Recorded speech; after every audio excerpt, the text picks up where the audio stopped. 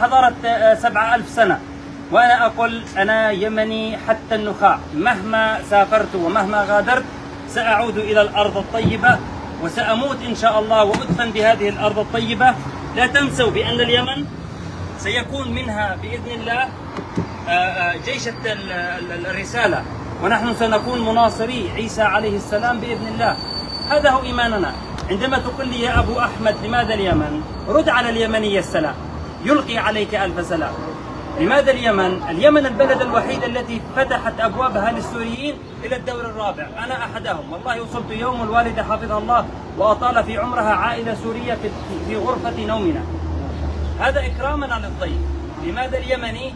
تعال قل لليمني عيب، وقل لأي أحد في العالم بغض النظر أيا كان ما معنى العيب. قل لليمني وصلت، حتى لو لا مسألة القتل، تعال عند اليمني بكفنك يكرمك ويعفو عنك. الله أكبر. قل لي لماذا اليمني؟ الله أكبر. اليمني مقاتل وليس قاتل، جرى علينا الزمان. فرقوا، اليمني مقاتل وليس قاتل، اليمني كريم. وصفنا لنا ركن في الكعبة يا سيدي، لنا ركن مخصص في الكعبة. الرقم يطلع. والله لنا ركن مخصص في الكعبة، لنا قدر عند رسول الله، سنكون صلى الله الأوائل بإذن الله من يشرب من حوض رسول الله. ما بالكم؟ لا تستنقصوا بأنفسكم. الجواز هذا فقط هوية نتنقل ما بين الأوطان، والهوية الحقيقية هي أخلاقنا وديننا وعرفنا. تعالوا شوفوا اليمنية بحشمتها، تعالوا تحدثوا عن اليمانيات. لا تشتقل لي واحدة خرجت من هنا أو هنا أنها مثلتنا، أنا لا أعني الاحتفالية مجملا. تعالوا شوفوا لي اليمنيات في مصر، تعالوا شوفوا في أمريكا كيف يمشين بكرامتهن. المرأة اليمنية من أكرم نساء الأرض يا سيدي، تحفظ زوجها وتصون عرضها. الأب اليمني، الابن اليمني، ما زلنا متماسكين كأي بنيان مرصوص. لا تقول لي يا أبو أحمد لماذا اليمني بالذات، ولماذا نفخر ونتفاخر. سنفخر ونتفاخر ونتواضع بديننا. الله أكبر. سنلبس الزي الرسمي كما قلت لكم، للقتال للقتل، لأن رسول الله صلى الله عليه وسلم قال علموا أولادكم الرماية والسباحة وركوب الخيل. لا تقول لي لماذا اليمني، فاحتزم بجنبيتك وتفاخر بسلاحك وتفاخر بعلمك، لا تسقط هذه ولا ترفع هذه. يتماشين يا سيدي سواسية، واليمني عاقل، واليمني يرجع، واليمني دائما يعود إلى السلم وإن جنحوا للذخائر. هذا هو اليمني. صبرنا على جور العالمين وتعلم ذلك. نصبر، نحن صبورين وسنظل صبورين. هذه هي اليمن وهذا هو الوطن. لا تقل لي لماذا أجعل لوحتي اليمن. نعم، يمن واحد موحد لا مناطقية، واحد موحد بطير جمهوري. والله أن الوحدة باقية. لحمة الشعب والدين يا أبو أحمد. حتى الإخوة في الطرف الآخر لن أسمي يعلمون بأننا لحمة واحدة. هكذا خلقنا وهكذا سنموت. تجمعنا الأعراف ويجمعنا الدين، تجمعنا الأخلاق.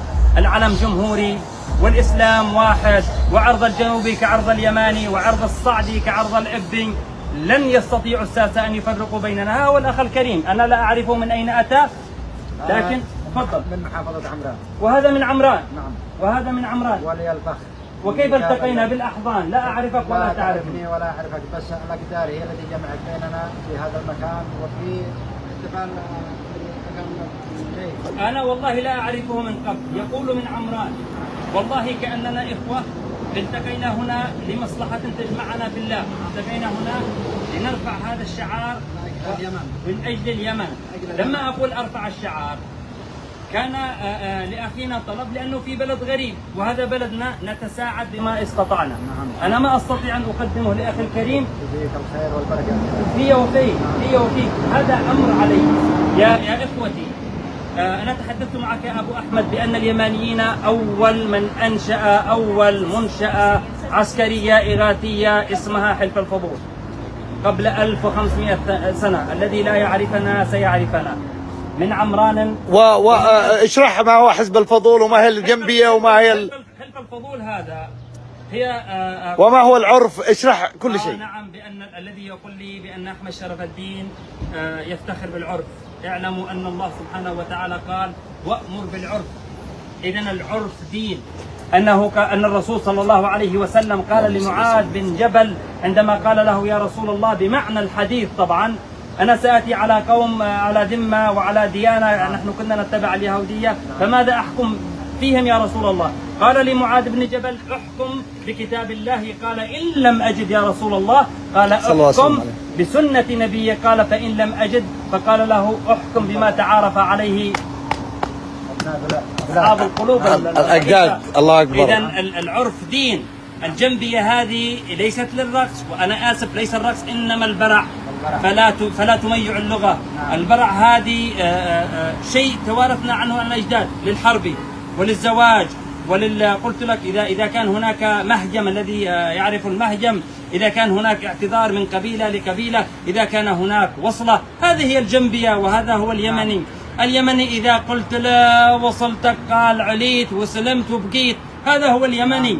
ما شاء الله. لا نتمايع ولا نضيع، سيجمعنا العرق الواحد والدين الواحد والأرض الواحدة. من عمران إلى أب ومن أب إخوة. جمعنا الجواز الذي هو هويتنا، وجمعنا الإسلام والعرف. أنا يشهد الله أني لا أعرفك، وأنا أشهد الله أني لا أعرفك، لكن دعيتني فأجبت. كما هذا هو أنا لم أصنع شيء، هي مسألة ترجمة كي لا يقولوا شيء، والله إنها فقط ترجمة، لأنه مش لغته وليست بلده. وكل ما عملناه وقفنا واستوقفنا عند أخت مغربية فاضلة سهلت لنا أمورنا لأن احنا يمانيين. إيش قالت لك يا أبو أحمد؟ قال والله أن عندي 3500 كلاينت اللي هو الذي يطلبوا، لكن اليمنيين مستثنين عن هذه القائمة. أنا اشتي تشرح زي ما شرحت لأخونا الفلسطيني عن الجنبية وعن ماذا تعني الجنبية وإيش قيمتها أعجبني شرحك لما شرحت عن القبيلة. أنا فهمت الأخ الفلسطيني لأنه شاف ابني لابس الجنبية. الجنبية هي ارتباط عميق بالعادات والتقاليد والأصول لأبناء الأصول والأكارم. عندنا الجنبية وأنت تعرف بعمران كنا نلبسها وما نزال تمثل من أنت. عندما القبيلي وكلنا أبناء قبل، أنا أتحدث عن الأعراب، يرى الجنبية فوقك كذا وتقول له أنا فلان ابن فلان وتوارثتها عن فلان ابن فلان، أي أن أصلك يردك عن العين وبيتك مفتوح. عندما تقول أنا ابن فلان وهذه الجنبية مثلا من شرف الدين أو من يعني تمثل القبيلة. إلى أين تعود أنت يا أستاذ فاضل؟ أنا لا حاشد. إلى حاشد، ويقول لك أنا حاشدي. هي مسألة تأصيل وتوريث للعادات والتقاليد. أنا عندي جدي الله يرحمه جبر بن غلاب الله يرحمه وصى بأن أنت تعرف جبر بن غلاب، وصى أبنائه بأن يدفن واقفا ليعلموا أنه تاريخ. كان جبر بن غلاب يحكم على الملوك يا أبو أحمد. الله أكبر. فسألوه الناس كان يحكم على الملوك لماذا تقبر واقفا بالجنبية؟ قال لكي لا يموت المعروف. الله أكبر. الآن القبل توصل إلى قبر جدي رحمة الله عليه، مش وصلة الأولياء ولا شيء، ليبقى المعروف. يوصلوا لعند أبناء وأبناء الأبناء يقولوا حافظوا. نعم، عرفهم هذا الشيء. نعم، يبغى تاريخ والأصل. هذا كان الجنبية. أبو أحمد دفن بالجنبية وواقف يا أخي كي لا يموت المعروف. ما شاء الله عليكم. يعرفوا تاريخكم، يعرفكم الله، يعرفكم الأجانب. أنا والله لا أخجل، إنما أخجل بالذين يتمايعون يتراقصون. يقول لك لماذا الجنبية؟ الجنبية أصل عريق من قبل 7000 سنة، حضارة حميرية وتاريخ عريق تناقل. أول مدنية في التاريخ يا سيدي هي قيل بأنها في حضرموت. أول مدنية في التاريخ، تخيل، أول من أقام الدولة والقانون إحنا. لا تضحكوا علينا أن 30 سنة جهلونا بأننا سننتهي. اليمني وميضه قد يقف ولكنه لا ينتهي. اليمني شمس مشرقة، اليمني حق يتتابع، جندي مجهول كريم الأصل. الإخوة في السعودية يعرفوا من هو اليمني ومن بنى السعودية في كل الدول. تواضعنا لا يعني شيء غير أن احنا كرماء. والأصول أصول هنا بأصل العرب، مش بالتفاخر يا أبو أحمد. أنا قلت لكم ما تاريخ الجنبية. الذي لديه أب أو جد يقول له ما معنى الجنبية. ليست لللبس ولا للتلبس، مثل نفسك بجنبيتك. الجنبية يا أبو أحمد كانت إذا خرجت لا تخرج إلا بدم أو تحمي دم. هذه هي الجنبية. نتعارك ونتقاتل لكن لا يمكن أن ألمس جنبيتي. الجنبية عندما وصلنا عندك يا أبو أحمد وأقول لك وصلتك يا أبو أحمد هذا جفلي جنبيتي فتعفو عن كل أخطائي. أليس هذا دين؟ نعم. لا تعلمونا شيء لم نسمع. هذه الجنبية التي مش عارفها. نعم، هذا يتسمى التحكيم. التحكيم. التحكيم. احنا الآن لو نجي نشرح ما معنى التحكيم للجدد هذه الآباء الجنبية. والأجداد عرفت ما كان يحط الجنبية. يحط الجف أو الجنبية. نعم. وانتهى الخلاف. خلاص وانتهى الخلاف. عرفتم ما هي الجنبية؟ عرفتم ما هو الشال؟ عندما وصل يقول بجيهان الله الشال مرتبط بالله. الشال مرتبط بجاه الرحمن، والجنبية مرتبطة بسنة. هذا هو اليمني يا سيدي، فلا تستحقرون ولا تستفزون. لماذا نفتخر بيمانيتنا؟ هي رسالة للأبناء للإخوان الذين يتنصلون عن الوحدة وعن القبيلة وعن الدين. سنظل يا سيدي نفاخر بجنبيتنا وبعرفنا حتى آخر رمق.